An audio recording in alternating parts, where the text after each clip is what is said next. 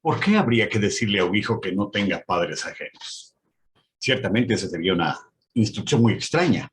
¿O por qué decirle al hincha de un equipo, no cambiarás a tu club? ¿O por qué decirle a un enamorado, no cambiarás a tu pareja? Muchos hemos experimentado en carne propia lo que es un cambio de lealtades, un abandono de cosas que eran irrenunciables. No nos dimos cuenta cómo, cuándo, dónde, pero sucedió. La antigüedad estaba plagada de opciones religiosas. Había dioses para toda ocasión, para la lluvia, para la cosecha, para el embarazo, para conseguir favores de otros dioses, para enviar mensajes a otros dioses. En fin, era una idea muy común saltar de deidad en deidad de acuerdo a la necesidad. Pero lo más interesante era lo natural que resultaba ese intercambio de deidades. No se consideraba ni traición, ni deslealtad, ni abandono, ni siquiera algo de carácter permanente. Siempre podías volver al dios anterior. Para eso debías solo cambiar de parecer, ajustar tu nueva idea con alguna ofrenda o rito y listo. Si lo tuvieras describiendo en la prensa moderna, dirías algo así como que el fenómeno religioso es fluido, es flexible. Unos 2300 años antes de Ludwig Feuerbach, los hombres ya habían hecho realidad la idea, aquella de la izquierda hegeliana, que dice que los hombres habían creado a Dios a su imagen y semejanza. Eran alienados, diría Feuerbach. Ahora tenemos que decir que según esta idea, hay dos conceptos para entender la palabra Dios. Por un lado, el creador de los cielos y la tierra, Señor de todo cuanto existe, glorioso, majestuoso en el cielo, que reina con poder sobre la naturaleza, sobre el mar, la ciudad, la montaña. Y por el otro lado, el Dios de factura humana, ese del que habló Feuerbach. Un Dios de bolsillo, producto de la mente humana, doblegado a los caprichos e intereses del hombre. Pero solo uno de estos dos es soberano, es real y existe fuera de la mente humana. Pues este Dios, que es creador, que es juez, que es redentor del mundo, es el que se dio a conocer al hombre. Es el que reveló su voluntad en la creación y el que prometió hacer de la descendencia de Abraham una nación grande. Y cuando ese pueblo estaba listo para salir de Egipto, Dios les instruyó en torno a 10 criterios que eran muy importantes para convivir entre las naciones. Y de eso nos habla el capítulo 20 de Éxodo. Abra conmigo su Biblia a Éxodo 20, versículos 1 al 17. No vamos a ver todo el pasaje, pero ahí se encuentran los elementos sobre los que estaremos reflexionando hoy y en días por venir. Y hoy veremos una pequeña frase que nos ayudará a ubicar una verdad útil para Israel ayer y para usted hoy. La frase la encontramos en Éxodo 23. Y cuando usted lee Éxodo 23 una y otra vez, usted se pregunta, ¿qué significa esta frase? Mire, la frase es sencilla y dice, no tendrás dioses ajenos delante de mí. Si tuviésemos que traducir esto a un enunciado, una proposición más comprensible hoy en día, probablemente lo abstraeríamos diciendo, Dios, el ser supremo, el único, no tiene rivales dignos de tu lealtad. En otras palabras, no busques el poder, no busques el amor, no busques el cuidado de Dios en donde no está. Lo que esto significa, en primer lugar, es que frente a supuestas fuerzas divinas en el mundo, Dios es poderoso. Ahí está en los versículos 1 al 3. Dios es poderoso porque derrotó a los dioses de Egipto. El contexto de los 10 mandamientos es la liberación de Israel de la esclavitud en Egipto. Egipto había encontrado un país esclavo que hiciera el trabajo en condiciones infrahumanas que ellos no querían hacer. No era un lugar al que legiones de israelitas hubiesen viajado en busca de oportunidades, en busca del sueño egipcio. Más bien era una familia que llegó ahí orientado por José, el segundo hombre hebreo a cargo de todo Egipto, quien llamó a su padre y a sus hermanos para vivir en esta tierra. Y ahí en esta tierra creció esta familia y ahora era una multitud mayor y más fuerte que Egipto, dice Éxodo 1:9. Pero eran sojuzgados para trabajar en malas condiciones. Hay tres frases en Éxodo 1 que me llaman mucho la atención. La primera se encuentra en el versículo 11 que dice, pusieron sobre ellos comisarios que les molestaran con sus cargas. La segunda se encuentra en el versículo 13 que dice que los egipcios hicieron servir a los hijos de Israel con dureza. Y la tercera se encuentra en el versículo 14. Dice, y amargaron su vida con dura servidumbre, en barro y ladrillo, y en toda labor del campo y en todo servicio al cual los obligaban con rigor. Por eso el capítulo 2, versículo 24 dice, y oyó Dios el gemido. Oyó Dios el gemido de ellos. Y se acordó de Abraham, de Isaac y Jacob, aquellos patriarcas a quienes Dios había reiterado una y otra vez que Dios les daría una tierra, les haría una descendencia enorme y que eventualmente serían bendición al mundo. Dios, al llamar a Abraham, había hecho ese pacto incondicional con él. Dios se comprometió a convertirlo, primero dije, en una nación grande y poderosa, lo cual sucedió ya para estas alturas, en estos momentos en los que se encontraban en Egipto. El próximo paso era esperar que el pueblo estuviera listo para ser usado por Dios, para convertirlo en un fantástico testigo, para lo cual le daría un pedazo de tierra. Fíjese usted que ese pedazo de tierra que Dios le dio a los descendientes de Abraham y de donde los tomó de Egipto para entregarles ese pedazo de tierra, equivaldría hoy en día a tener un periódico, internet y un canal de televisión. Todo eso es lo que la franja que se llama Israel representaba para los que habitasen en ella en aquella época. Y tuviesen una misión, y tuviesen una idea clara, y Dios les hubiese llamado para algo. Pero primero había que sacarlos de Egipto. Por eso Dios llamó a Moisés. Le reveló con su nombre la identidad más íntima de Dios. Y ese nombre es yo soy el que soy. Y con ese nombre lo envió con un mensaje al faraón. Y le dijo al faraón, deja ir a mi pueblo para rendirme culto en el desierto. Y faraón dijo, no. Entonces, una a una, Dios envió 10 plagas que simbolizaban dioses de Egipto. Sí, así como lo oye, dioses en Egipto. De modo que cada una de esas plagas que inundaron desde la casa del más pobre hasta la casa del faraón eran objeto de adoración, objeto de culto en Egipto. Las plagas funcionaban así. Primero Dios advertía, deja ir a mi pueblo. Faraón rehusaba y entonces venían las plagas. Así es como Dios diseñó esta advertencia al faraón. En primer lugar, el Nilo era un dios y Dios convirtió en sangre al Nilo.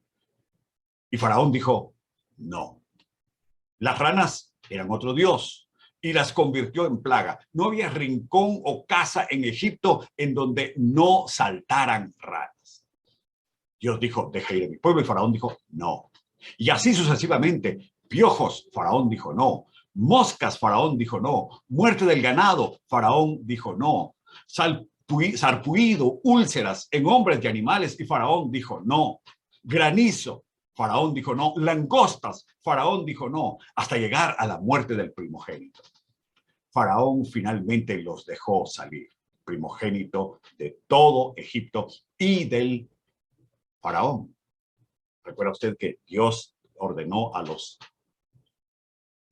israelitas poner sangre en los dinteles de la puerta para que el ángel que iba a ejecutar esta mortandad no tocase a la familia de Israel. Y así Dios derrotó a los dioses egipcios. Así Dios liberó a su pueblo. Sí, en el contexto de aquellas civilizaciones que hoy nos parecen extrañas, pero que eran históricas, en ese contexto Dios actuó y liberó a su pueblo. Pero hay algo más. Dios es poderoso porque no solo derrotó a los dioses egipcios, sino también derrotó al primogénito, que era otro dios. La derrota del faraón tiene aquí un giro importante. Murió el primogénito del faraón, dice Éxodo 12:29. Ahora, había una tradición pagana que decía que el primogénito del rey en el Antiguo Oriente era hijo de un dios con la princesa.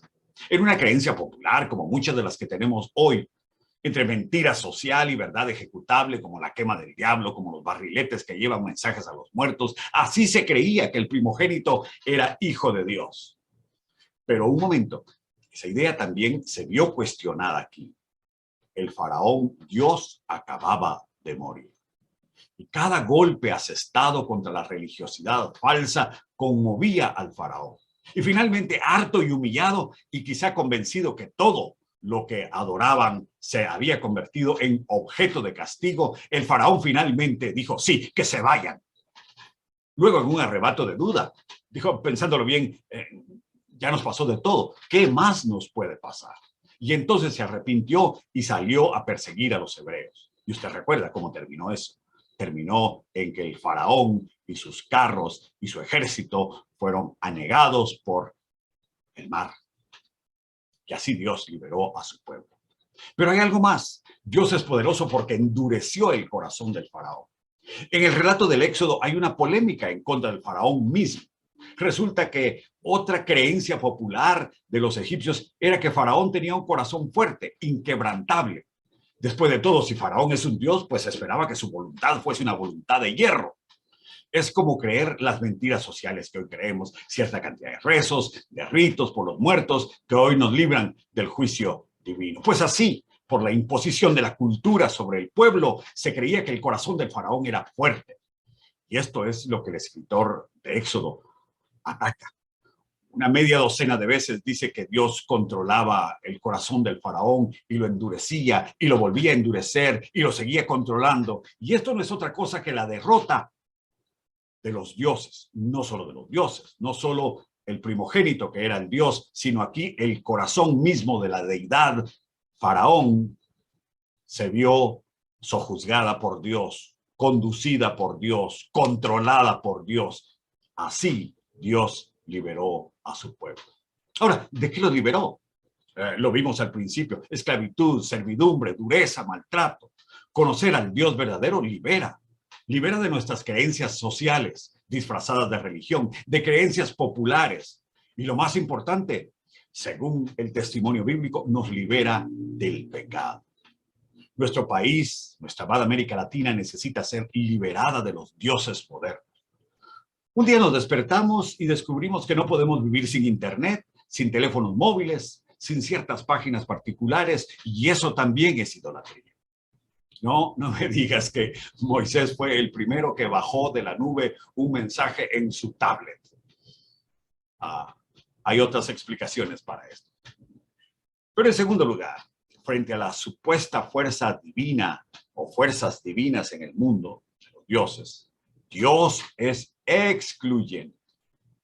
Mira, en primer lugar, Dios se reveló con su identidad como Yahweh, un nombre propio, Y-H-W-H. El nombre con el que Dios se reveló a Moisés en Éxodo 3 es Y-W-Y-H-W-H. Significa yo soy el que existe, yo seré el que seré, hoy, mañana y siempre. El uso de este nombre aparece cuando lo que se nos quiere dar a entender es que Dios tiene una relación cercana con su pueblo, una relación personal. Y de ello deviene que Dios sea fuente de confianza frente a las amenazas del día a día, que sea el Padre que nos corrige cuando hacemos el mal y que sea el Dios que se mete en nuestra vida, en nuestra existencia, para tener una relación personal con nosotros. No es una deidad impersonal, alejada, apaciguada, manejada por medio de mortificaciones personales. ¿Qué significa esto? Que es un Dios cercano, que nos llama con nombre propio y que nos ha revelado su nombre o su propio nombre. Por eso Dios es excluyente. Y en segundo lugar, vemos entonces que Dios es padre de la familia nacional. Toda deidad contraria, opuesta o diferente al gran yo soy es un Dios ajeno. Recuerda nuestro texto aquí en Éxodo 23, no tendrás dioses ajenos delante de mí. Ajeno no significa propiedad de alguien más. Ajeno aquí lo que significa es un Dios extraño, una entidad desconocida por vuestros padres y por mí, dice Dios. Es una pena cuán rápido nosotros hoy nos alejamos de Dios. Abrazamos religiones ancestrales de la India, de la China, del Tíbet, sin importar su vinculación con la creación, sin importar su vinculación con la redención, con la historia, es decir, con la persona histórica, con la figura histórica de Jesús de Nazaret. Queremos una sociedad justa, siendo injustos ante Dios. Queremos una sociedad de ley, quebrantando las leyes de Dios. Queremos una sociedad de prosperidad sin tomar en cuenta al Dios que nos da la vida, las fuerzas, el vigor, el trabajo. Por eso, Dios es excluyente. Pero hay algo más. Dios creó a Israel para efectuar un plan de redención. Esta nación empezó con un hombre, dijimos hace un rato. Uno del que se dice en Génesis 15:6, y había creído Abraham a Dios y le fue contado por justicia. Sí, los primeros padres, Adán, Eva, habían fracasado en el jardín del Edén. Quisieron ellos redefinir qué era el bien y el mal según su propio criterio y abandonar la autoridad de Dios, desobedecer a Dios. Por eso en Génesis 12, Dios escogió a este hombre, Abraham, y se propuso esperar que se hiciera viejo para forjar de sus entrañas el más fantástico plan de salvación.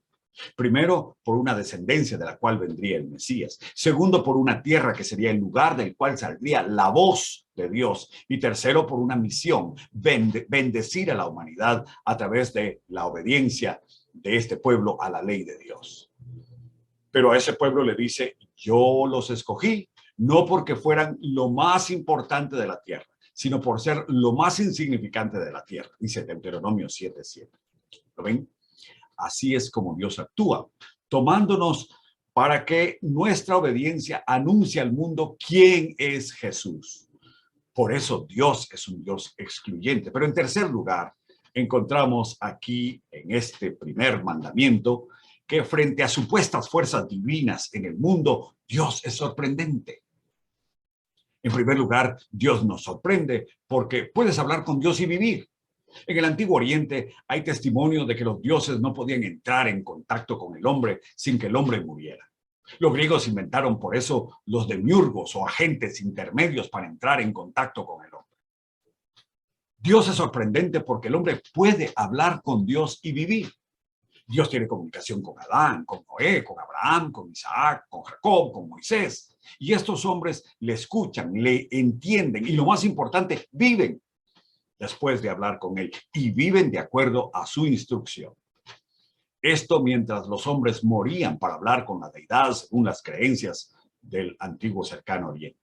Hoy Dios nos habla por medio de su palabra, una palabra compuesta de polvo, historia y humanidad, en la cual su mensaje se desenvuelve en la vida de hombres y mujeres que obedecen a Dios.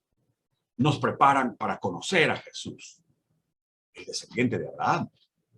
Y luego, ese mensaje de la Biblia también está compuesto de pueblos enteros que están en guerra con él. Esa es la historia bíblica. Y en medio de todo eso, Dios nos habla. ¿Lo ve? Dios es diferente y nos sorprende. Pero Dios también nos sorprende porque puedes pedir cosas a él sin sobornarle. Los dioses del Medio Oriente eran como los hombres. Do ut des, como dirían en el medievo. Te doy para que me des. Así tendemos a ser los seres humanos. Si querías algo de las deidades antiguas, tenías que pagar por ello. De otra manera, las deidades eran despiadadas y no te darían nunca lo que querías, a menos que entregaras algo a cambio. La ofrenda podía ser incluso un hijo, podría ser la esposa o podría ser tu propia vida. Dios no quería, sin embargo, a diferencia de las deidades paganas, Dios no quería nada de eso. Lo único que buscaba era la fe obediente de los suyos. De modo que es sorprendente que puedas pedir a Dios sus favores sin mortificaciones y transpiraciones personales. Esa es la historia bíblica. Así podemos confiar y pedir a Dios. ¿Lo ve? Dios es diferente y nos sorprende. Y en tercer lugar, Dios sorprende o no sorprende porque nos busca en vez de ignorarnos. Esa es la tercera enorme sorpresa que Dios nos da. Y es que frente a los dioses antiguos, indiferentes, inaccesibles, alejados, Dios, en cambio, nos busca. El Dios que habló a Adán, a Noé, a Abraham, Isaac, Jacob, Moisés, nos habla y nos busca hoy. Los dioses paganos ignoran al hombre. Están demasiado ocupados en sus asuntos. Generalmente esos asuntos en los dioses paganos eran luchas y conflictos o con otros dioses o con otros mortales. Y eso era demasiado importante como para ponerle atención a tus cuitas, quejas o necesidades. Esa es la historia bíblica. Así que nos busca Dios en vez de ignorarnos. Dios, a diferencia de los dioses indiferentes, nos busca. Y esa es la historia bíblica. Y por si fuera poco, al encontrarnos, Él hace justicia, pero una justicia con misericordia. Pero por si fuera poco, Dios nos hace herederos del universo que los primeros padres no supieron administrar. ¿Lo ve? Dios es diferente, Dios nos sorprende. Y por eso nos dice, no tendráis dioses ajenos delante de mí. ¿Qué hemos visto en esta instrucción, en este mandamiento? Dios es el ser supremo, único, que no tiene rivales dignos de tu lealtad. Primero, porque Dios es poderoso. Segundo, porque Dios es excluyente. Y tercero, porque Dios te sorprende. Hoy tenemos dioses modernos.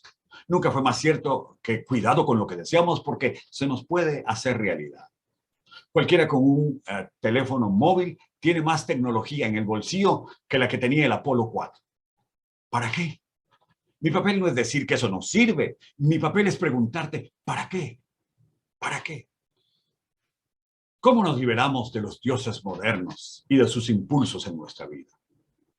Tus tradiciones no son malas, salvo cuando te llevan a olvidar que Dios es poderoso, más poderoso que esas prácticas tradicionales. O cuando te llevan a olvidar que Dios derrota a dioses ajenos.